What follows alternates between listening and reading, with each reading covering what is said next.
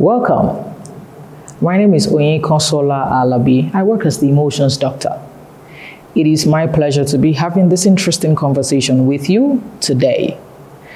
So if you have been following me online on all my social media handles, whether Instagram or Twitter or Facebook, I have been talking about the effect of pornography, or better still, my story on porn. My porn addiction, my story, and how I was able to overcome it. So just in case you are interested, in case you are struggling with it, and in case you're interested in putting closure to it, this is what this conversation is about. And this is specifically for people who, to some extent, are not having sex. What I mean by that is that the values, part of what they represent is no sex before marriage. Whether for spiritual reasons or moral reasons, whatever reasons, yes. But because they represent that, does not mean that their sexual drive understands or respects that fact. You can represent something and your body has no idea what your soul and spirit represents. So that you stand for something does not mean that your body aligns with your soul values or soulish values. So if you're not careful, there will always be a misalignment and a dichotomy between what you want to do and what you find yourself doing. So this is for those precious souls, professionals who people do not believe can be addicted to pornography or masturbation. But somewhere along the line, it is a medium of expression, is a medium of release, and the bad news is that they are enjoying it, yes. So, how did I get into this? I remember about a decade ago, I'm not sure when exactly because I didn't put or keep tabs on the date or anything, but I think it should be between 7 and 10 years, but I can't categorically say when. I remember I was hired to undertake a research on how pornography rewires the brain, something in that direction. And I had read different research materials, I had seen different documentaries, and I just felt, you know what, maybe I should actually have some experience. Let me check out the before and after experience of this. Like, let me watch a couple of videos and then I will then see my feelings or emotions before and after. So I also must say that I wasn't attracted to all the videos. So I wasn't interested in the gymnastics. I wasn't interested in role play. I was interested in some specific videos that I will share with you as we proceed. And one thing I noticed was that, yes, there was a before and after experience. At every point in time, I felt, beyond the fact that my mind felt tired. So it is not my body. My mind felt tired. I wasn't eager to work. I wasn't eager to think. I wasn't eager to sort my schedule. I wasn't eager to pay attention to my deliverables. So every time I saw them, I just wanted to laze around and do nothing. So it looked like my mind always encountered some level of retrogression or tiredness every time I engaged in it. Another thing that I personally experienced was that I observed that porn was not the problem. Porn is the solution. And I would also talk about that as we proceed. So let me write that down so that we'll keep that somewhere, that porn is not the problem. Porn is not the problem. Porn is the solution. So I kept on watching, but after a while, I told myself that, you know what, it is no more about the research. This has become an adventure. And then this adventure has become an addiction. I was real with myself. I had to tell myself that, no, the research is done. Nah, you're not researching for the word. Whatever you're doing is done. This is you that has taken over. And that was when I knew that there was a problem. interestingly, I have a spiritual title. It has nothing to do with my church. It has everything to do with my emotional responsibility. And I said 2 months down the line, I have engaged in what I naturally would not engage in, and I need to stop. Nobody knew. I was the only one. And when you're enjoying something and you're the only one that knows or who knows, it is also more difficult to let it go because nobody knew actually. So if I never mentioned it, nobody would have known. I didn't sound like it, I didn't look like it, but it was existing. But one thing that I did, and I said to myself, was because I hold myself to some level of esteem and high responsibility, which is when I say something, I want to practice it.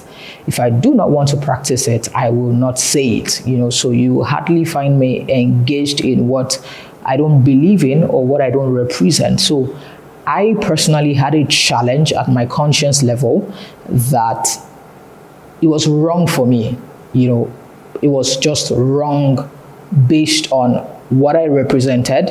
And it's not what I represented to the world, but what I represent to myself.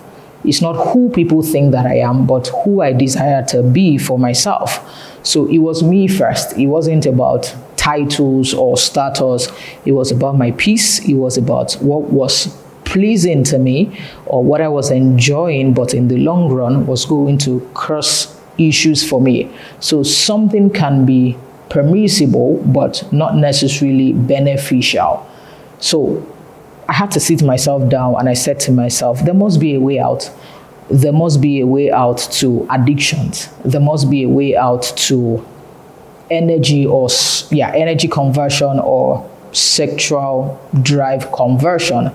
So I started studying. I started trying to discover and find out about pornography and about masturbation. I never masturbated, but apparently people are shocked that I never did because they think that when you watch porn, it leads to masturbation. I never experienced that. And I will tell you how I knew that porn was not the problem. For me, it was the solution. And I think that is the real truth, that porn is the effect, not the cause. And I would explain what I mean pretty soon. So once I knew that I had an addiction I needed to deal with, put resolve or put closure on, I started searching for ways out of it.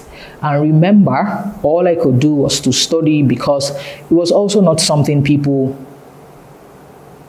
came out to say. It was not something people owned up to. So I never met anybody who said, you know what, I used to watch porn. I met one friend of mine, who actually has shared his story repeatedly, about masturbation, but I didn't meet too many people, who declared it, not with any level of happiness anyway, but who particularly came out to say, you know what, I was struggling with this, but I'm better now. So I'm talking about a decade ago, thereabout. I had to solve and resolve the issues. And then when I say that meet people, I also mean people that people expect a lot from or more from. So I started trying to sort myself out, how to put an end to an addiction, pornography and masturbation. And it led me to this point. So I would share the point right now. The first thing I did was to study pornography and study masturbation. And I studied the effect of pornography on the brain and on the mind, the consequences. Some people actually believe that, masturbation is healthy and normal. I think it's the same way sometimes you may think that some things are healthy and normal, but the fact that they're healthy and normal does not mean they're beneficial.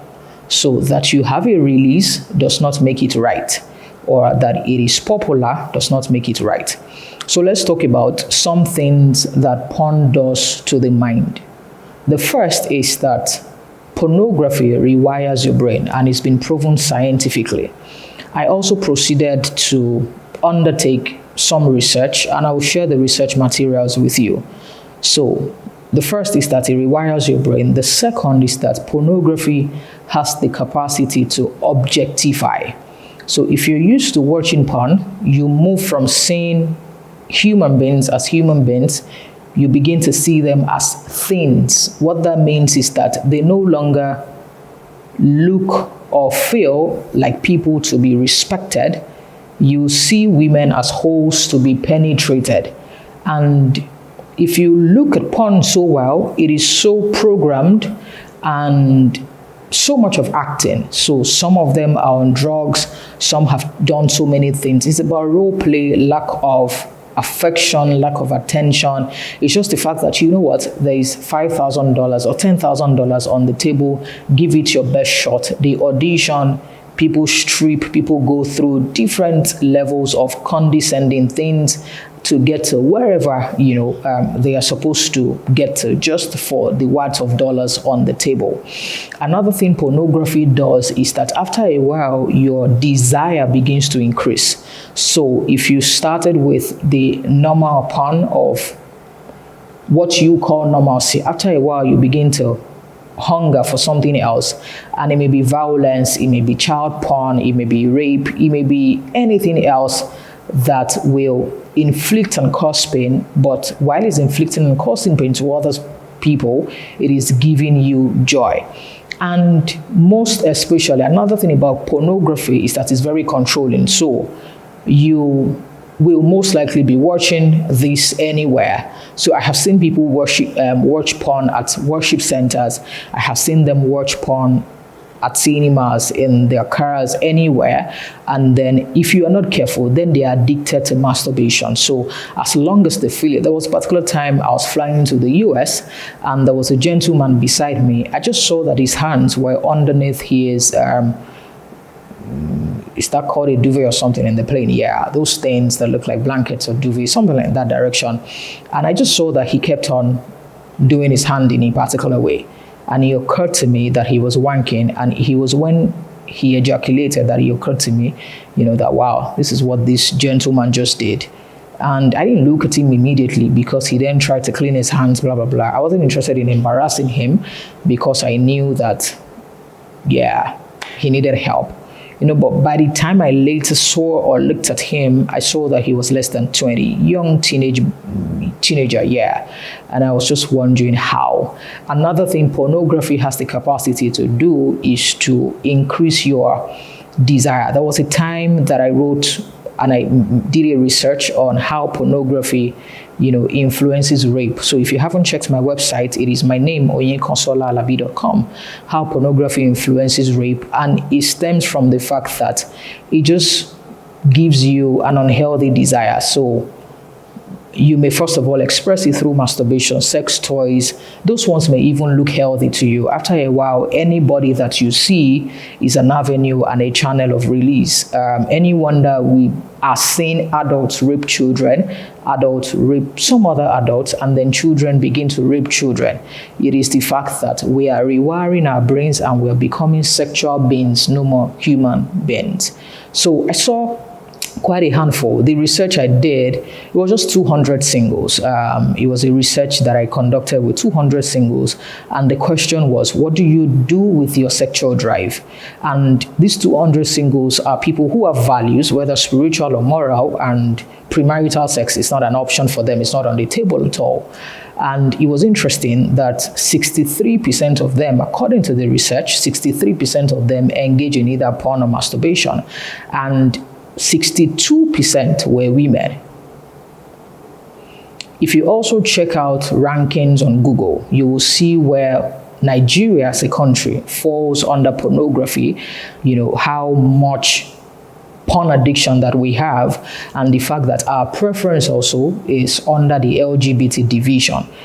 So we have a huge appetite for it. Another thing you can also look at is the pandemic. So the pandemic has exposed all of us to something that we call work from home, which is remote working. But while we're working from home, some of us live alone, but while we're working from home also, we have more data, and internet access, and probably we live alone. So with internet access, uncontrolled access to this website, you can imagine how much we are all feasting on. So if you're interested in taking this walk with me and to learn how to convert your sexual drive to a more meaningful avenue or an outlet, then we should have a conversation on what I call sexual transmutation. Sexual transmutation is a term that I encountered when I needed to break free from my 2-month addiction. It's a term I encountered by and from Napoleon Hill. Napoleon Hill was, and yeah, he's supposed to be worse, yeah. But he's the author of Think and Grow Rich. Sexual Transmutation is chapter 11, I think, yes. And he was able to express himself on what we can do with our sexual energy, especially when you are interested in benefiting from your sexual energy as opposed to your sexual energy controlling you. So I will share on sexual transmutation now. So what exactly is sexual transmutation? According to Napoleon Hill and some other scholars in this field, and then myself, I have put it in one word. Sexual transmutation is the conversion of your physical energy, which is your sexual energy. So every time your sexual energy shows up, it is an expression that your body desires a physical outlet. So you desire a release. So sexual transmutation, means you are converting your sexual energy as what you would call your physical release. So instead of the physical release, which is your normal sexual drive, sexual transmutation then helps you turn into what we call creative release. So instead of the physical expression, you are now dealing with your creative expression. Don't get lost on me, I got you. So what does that mean? Let's pay attention to high flyers. Scientifically, and if you check out resource materials, you will notice that one of the reasons why men, or some men, experienced their breakthrough in their 40s and 50s is the fact that while they were meant to be converting their sexual energy from physical to creative, they were busy sowing their wild oats. So you would call it them enjoying their lives, or they're just being men, like in their 20s and in their 30s, sleeping around. They may use it as a tool of maybe they're proving points, or they're conquering, or they're enjoying their lives, basically. But the more you invest your sexual energy into drama and all of that, the more distracted you become. So scientifically, your sexual energy is the most powerful energy on earth. Interestingly, it can never be suppressed. Prayers cannot suppress it. Fasting cannot suppress it. The highest you can do is to castrate yourself. But what can happen with your sexual energy is what we call sexual transmutation, the conversion of energy from one thing to the other. The conversion of energy from one thing to the other. So when you're hungry, you are most likely going to eat. When you are tired, if you can, you will most likely go to bed. When you feel sticky or something, you may most likely just have a bath if you have access to the bathroom or something. So usually when you are experiencing your sexual drive, or whatever people call it, what people think that they need to do every time is once they get an erection, they should look for a release. Not necessarily. Erections are normal. So no matter who you worship, erections are normal. It doesn't make you a sinner, whatever. They are very normal. If you actually do not have erections, you should suspect yourself. Being horny, or whatever you call it, is also very normal, notwithstanding who you worship. So now that these feelings are normal, and then we do not have outlets, or we choose not to have outlets, what do we then do with this energy? Because You can't run away from the energy. The energy exists. You will encounter it daily. You may encounter it weekly. You may encounter it monthly. Depends on your hormones. For men, they encounter it every time. For women, also the same thing. And then it's also been proven that, the more release you have in a month, the better for you for chances of some form of cancer or the other. Those things are littered all over social media. But now, what is beneficial to us, spirit, soul, and body? That is what we're focusing on. So for sexual transmutation, one thing I have been able to do personally, and one thing that has worked for me, will be 3 things. So sexual transmutation is one. Thought control is another one. Thought dissolution is another one. So those are the 3 tools that I have been able to work with. So for sexual transmutation, conversion of your physical energy, your desire for physical expression into creative expression. So if you check out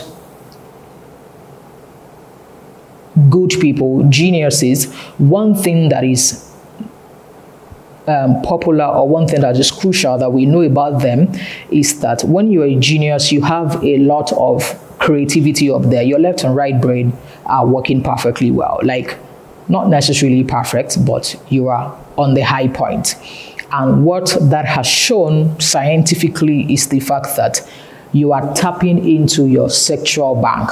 You are tapping into your sexual bank account. Your sexual drive is very high, but instead of focusing on releasing, one thing you are focusing on is that you are moving from physical release to creative release. So there are so many men that you and I have their pictures in our offices or our work that we call role models and mentors, and you will see that at the height of their sexual drive and sexual expression is at the height of their creative expression. So whether they are authors or musicians, so you watch somebody like MJ, if you are used to music, you know MJ, that guy, they're intentionally not mentioned in full.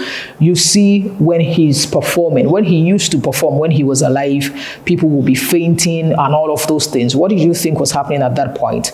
It was his sexual energy at its peak on stage that he was tapping into. And then you will see how he will do his breakdowns. You know, all of those things, I don't know if they call it moonwalk, you know, those things that they just begin to move behind, you know, and you just see all of those things that look like breakdancing, blah, blah, blah. That's the height of sexual drive that he converted to creativity. You see some footballers also, and you will just see that there's something that they are tapping into. So if you desire to subscribe to sexual transmutation, one key thing is that we need to tap into your physical, or your desire for physical release or physical expression into creativity. By now you will be asking how. So this is how this works. Every time you feel like having sex, every time you feel horny, it is the most beautiful time to create. Every time. So anytime you get to that spot and you know that you do not desire to have a physical release through masturbation or sex, grab the next tool of performance that you have, whether a laptop or a phone or a writing pad, anything that you have, and sit down and divert that energy that you are currently experiencing into something you should have done or something that you desire to do. What does that mean? In case you are interested in writing a book, that's a fantastic time to write the book. In case you've been interested in writing lyrics of a song, that's the most awesome time to do it. In case you have been looking for how to structure your organization or tap into something or just do something out of the box, out of the ordinary, when your desire is at its peak, that is when you should grab your muse, because that desire is the oil, is the liquid, it is the ingredient that you need to create. So instead of the creative, instead of the physical creation, instead of the release, instead of the baby, instead of the child, you are creating something. You are giving birth. So sexual transmutation is about moving your energy from one state to the other. So you are not giving birth physically, you are giving birth creatively. So when you are at the highest level, that is when you should convert that same energy into your work. That is when you should bring out that writing pad, drop everything, and when you're done, you will know. Trust me, when you are done, you will know. When you are done, you will know. When you're done, you will know. So that's first thing on sexual transmutation. Remember I said something earlier on about porn being the solution, not the problem. When I was watching porn, I observed that it was not necessarily the penetration I was interested in or the fact that people were having sex. No. It was the process of seduction. It was the process of being chased. It was the process of being longed for. And one thing that said to me was, oh, you have a desire that this porn is helping you solve. So porn is the effect. Porn is not the problem. Porn is solving a loneliness problem for you. It is the fact that you desire to be with, you desire proprietary affection, and that is what pornography is solving for you. So you desire the chase, the being longed for, the craving. That is what pornography is solving for you. So it is crucial that you know what porn or masturbation is resolving for you. So I have told you my own. It was not the gymnastics I was interested in. Actually, I would actually move to something else the moment that starts, because I wasn't interested in it at all. But I was more interested in the craving, the longing, the chase, the obsession, and the seduction. But the bad news is that all of those things are role plays. Yeah. So somebody just hears, that's $2,000 on the table. Make this as real as possible and let's get it done. So please find out what pornography is helping you resolve. I will talk about thought control and thought dissolution right now. So we have spoken about sexual transmutation. You can read up about it and all that, but that is the teaser and the taster and the maybe first course, what do you call it, that you need to know. So let's move on to thought control. Okay, thought control. Thought control is about focusing your mind on empowering thoughts. You hear something like whatever is true, whatever is noble, whatever is pure, that is what you should focus on. You hear another thing about guarding your heart with all diligence, because out of it flows the issues of life. When you hear the word guard your heart, it means that if you are guarding your money in a bank, if you're guarding your car with insurance, if you're guarding your house with security men, gates, dogs, burglaries, CCTVs, you should guard your heart with everything. With CCTVs, with security, with burglaries.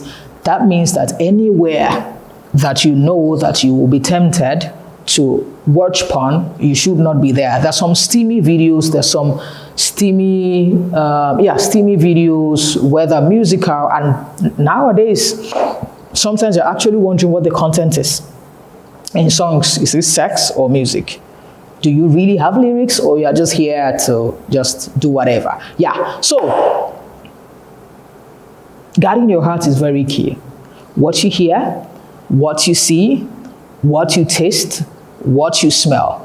Because we all approach the world through our five senses. We don't approach the world directly. We approach the world through our five senses.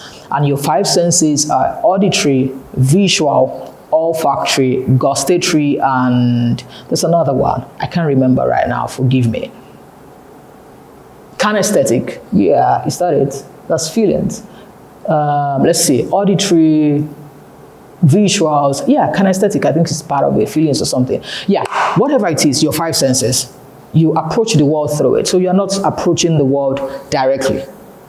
And what that means is that in guarding your heart, you need to pay attention to the five senses. You need to pay attention to what signals your five senses are picking per time. You need to really pay attention to it, because if you do not pay attention to it, they will pay attention to you. It is either you are in control of your mind or your mind is in control of you. It is either you are in charge or you are a slave to. So if you're everywhere and then you're hearing all those songs and then you are dancing and then you know that you have a porn story and you are trying to get your acts together, then you are doing what I call home goal. Like you just want to get it done, really. And Thought control is very crucial. The handles you follow on social media are very key. There are some handles that are very provocative, and it's not that they are after you for anything bad, but that's the message they're selling. You know, there are some handles that are very sexual. Some handles are even very, very funny. So if you follow them and then you think that it does not have something tied to your heart, then yeah. Another thing is, what you watch, what you do, and then sometimes the friends that you keep are also very important. So if your friends are very sexual beings and you are trying to move away from that sexual environment, it is crucial that you be friends with people who share the same values with you, people who practice abstinence like you do, people who just, whether moral or spiritual, they want to preserve themselves, so thought control is extremely key. Be mindful of your consumption because your soul is the gateway to your existence. And another thing I've observed about pornography is that it increases your appetite, and then I've met people who moved from porn masturbation to sleeping with people you would call sex professionals. There's a name they call them. I'm not calling them that name. People who are in the sex industry who trade sex. So they move from that. I've met people who did all of that and then got into animal bestiality, and it just gives you an increase in appetite, and you and I need to pay attention to that. Finally is thought dissolution. Thought dissolution is very powerful. We have done sexual transmutation. We have done thought control. We're talking about thought dissolution. Thought dissolution is you understanding your why. Understanding your why, which is why exactly am I preserving myself? What is leading me to preserve myself? So this is beyond what you have been told at your worship center. It is about your why. What is in it for you? Who benefits from this, and what is making you do this? So thought dissolution is once you understand your why, once you can identify and itemize your why, then part of what you can do is to, for example, design your sexual legacy garden. I just came up with that actually. And what that means for you is the reason why you are not splitting sexual benefit or jumping from one person to the other is because of your why. So it is not so much about, I don't want to impregnate someone, I don't want to get a disease. Those ones are part of it. I don't want to get a disease. Even if you use what you call protectives, condoms, there's no condom for the soul. And one thing about sex is that sex merges people together. So when you go in and out of someone, a part of you is released into them, a part of them is released into you. I don't know how many partners we want to have or do that with. So thought dissolution is once you create your sexual legacy garden, or once you get to that point where you understand your why, at every point in time when you are tempted to either feast on porn or masturbation. And the irony is that people don't have to be there. So it's not that, if I just watch this for 10 minutes, nobody will know. It is your why that would keep you to say, you know what? Yes, I desire to get married. I hope that I will in the next few months or 1 year, whatever it is. So this is the reason why I'm staying, because I can see a picture of where I'm going, where I will stand on the stage and I'll be addressing nations and the world, and it will not be about all the seeds that I've sown and all the people that I've slept with and all the people, or my conscience is about the fact that I can say to my conscience and to my soul that I practiced self-control when I wanted to practice it. I stood on my why and I nurtured my why. So the temptation will come, but the thought dissolution is that every time there's a temptation or there's a preference, your why is stronger. So my why, for example, is that, number one, I am so passionate about what I represent to myself, not necessarily to other people, what I represent to myself. And what I represent to myself is realness, rawness, and authenticity. And the fact that I do not have any secret or anything in my closet. So whatever I cannot do in the public, I will not do in the private. That is my why. So anytime the thought comes in to say, you know what, it's a good time, nobody will know, there's no CCTV, you have internet, you have data, nobody will ever get to know. If you don't say anything, nobody will know. When those thoughts are coming and it's like, you know what, just watch like 10 minutes, you'll be fine. I just say to myself, It's between me and the person that I worship. So nobody is seeing me, but the person I worship is here. How will he feel? How does he feel? Then for my why, I cannot be talking about my porn story and how I got over an addiction, and behind the scene, I am still experiencing it or I'm enjoying it. So that is contradicting my why and my essence. And it's not a matter of trying to be perfect or having one moral or one picture. It is what I prefer to do, that I would rather keep quiet. After all, nobody forced me to speak. I would rather keep quiet and not say or share anything than to come out and stand for what I don't believe in, and then it becomes some level of deception. So I do not want to be a fraud. So whatever I believe is what I want to represent. So thought control, thought dissolution, understanding your why, and finally sexual transmutation. If you're interested in being a part of our class on sexual transmutation or whatever it is, please check my website, oyinkansolalabi.com, and please follow me on my handles, Emotions Doctor, and of course, the company that I represent, Emotions City. Yeah, Lagos Tech and Lagos, Nigeria, and in Texas, USA. Thank you so much for listening to my porn story. I just thought I should share that. There are many more videos. I'll tell you when the videos are out, but thank you for watching this, and do have a fantastic, beautiful. While you're having a fantastic and beautiful time, remember that your mind does not control you. You control your mind. And your most powerful sexual organ is not your private part, it is your mind. Thank you.